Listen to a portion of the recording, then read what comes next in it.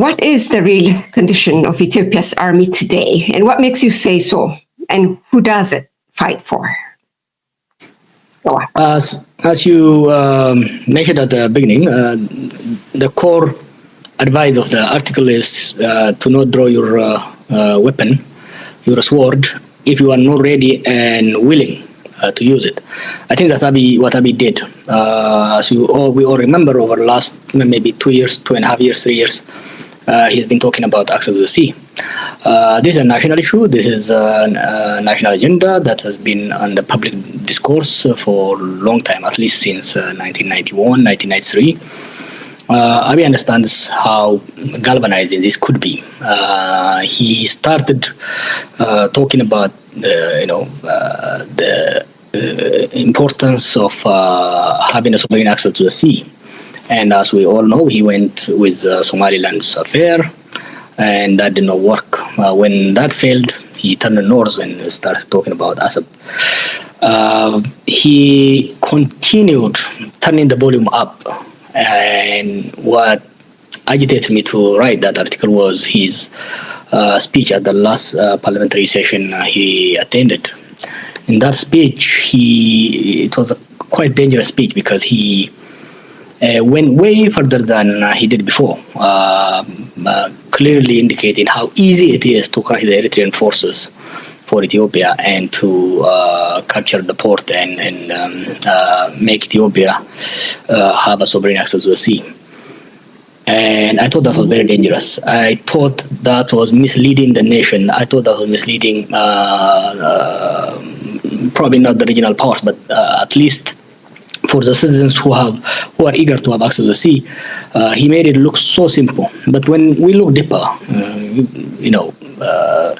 on all measurements, on the military affairs, diplomatic affairs, economic affairs, Ethiopia has declined over the last 7 years. Its military is not where it was over the last, compared to 7 years ago. Its economy is not there. The social fracture is quite serious. So my argument is that Ethiopia is not in a position to impose its will over its neighbors because it is weak in so many measurements. You're asking me about the military.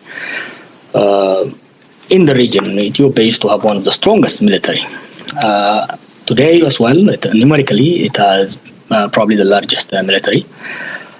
The problem is for the last 7 years, particularly for the last 5 years, this army has been engaged in never-ending domestic war. In Tigray, it spent 2 years engaged in a bloody war where it lost most of its able field commanders. Without it was able to recover from that and retrain and prepare new commanders, it waged war in Amhara as well as in Oromia. This brought a new element to the military, which is it brought a fracture along ethnic lines. So the Ethiopian army today, it might be large in number. Even that could be disputed because there are a number of evidence that show the number is actually dwindling as recruitment is not matching up to defection as well as battlefield casualty.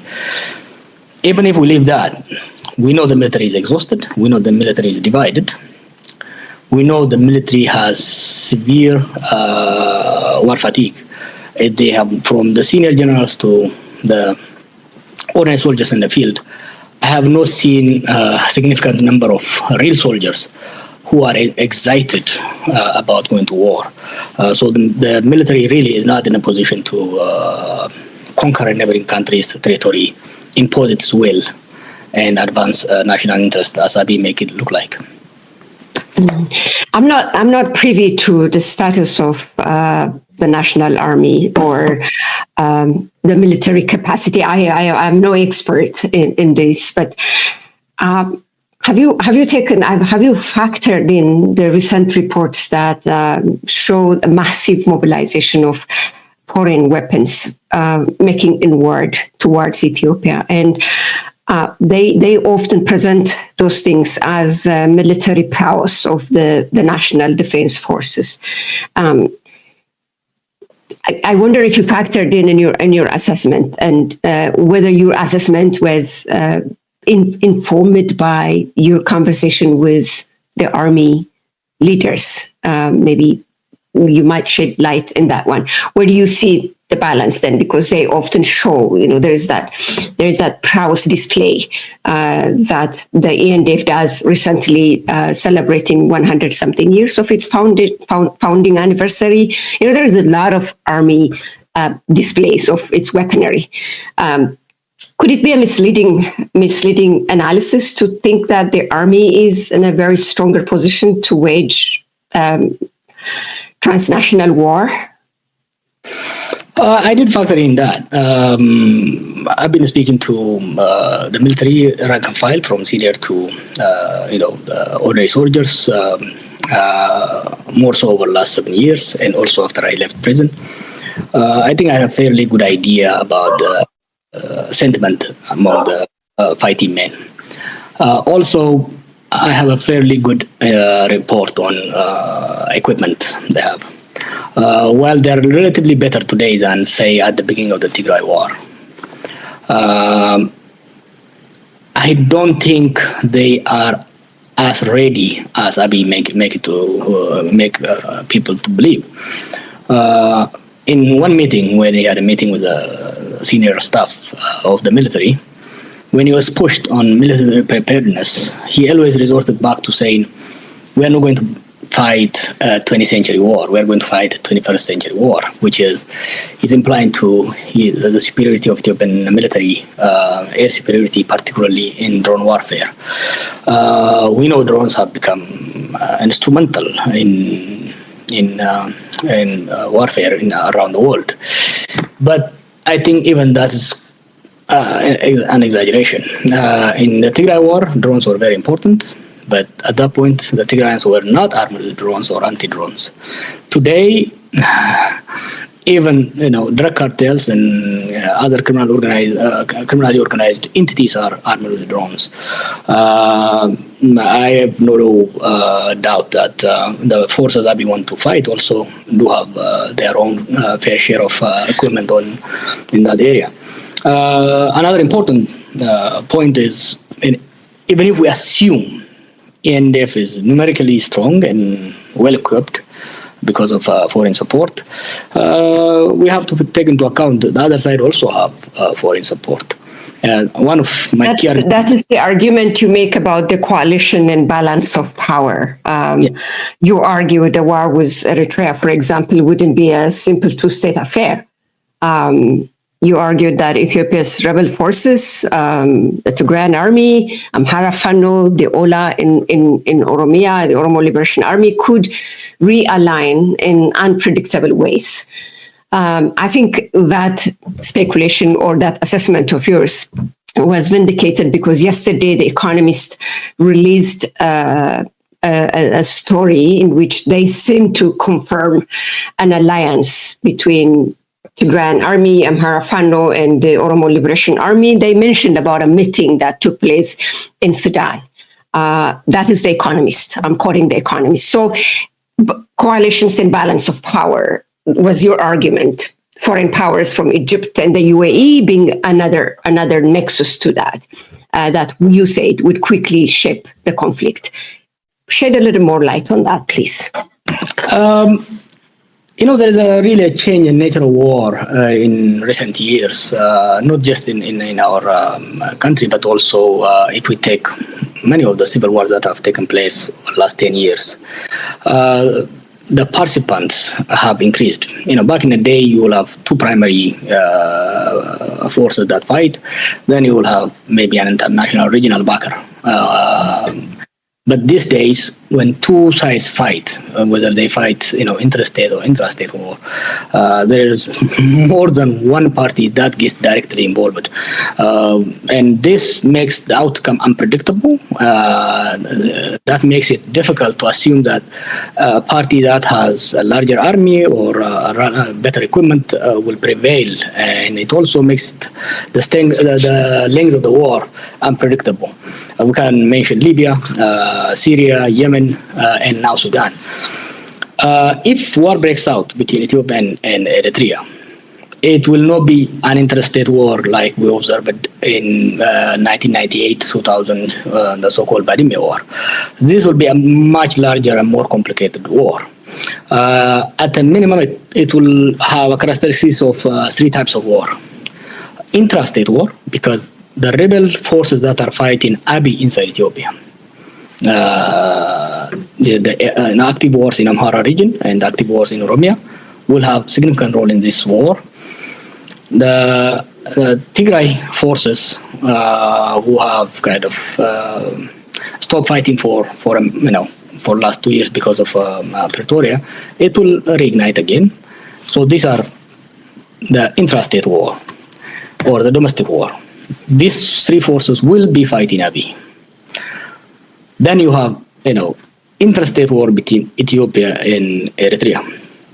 It will not stop here. We know Sudan is now, the war in Sudan is pretty much part of Ethiopia now. Ethiopian forces are now playing in Sudan war. We know Abiy has been supplying Hameti. Abiy has been the go-between, or at least Ethiopia has been serving as a supply line for Emirates to support the RSF. And there are reports that the support goes beyond supplying weapons from Ethiopian side. We also now know that there is a significant Tigrayan military force on the side of SAF. And there are there are also reports the Eritreans support SAF. And of course, we can expand it in the Egyptians supporting SAF, and the Egyptian and Eritrean relationships, and the Saudis coming on the side. So if this war starts, it's not going to be as simple. My argument and my message to the people of Ethiopia is, do not be deceived by this cheap talk Abiy presents. Abiy is a cheap salesman. He was saying, the people of Ethiopia is 130 million and the people of Eritrea is 3 million. We can just crush them.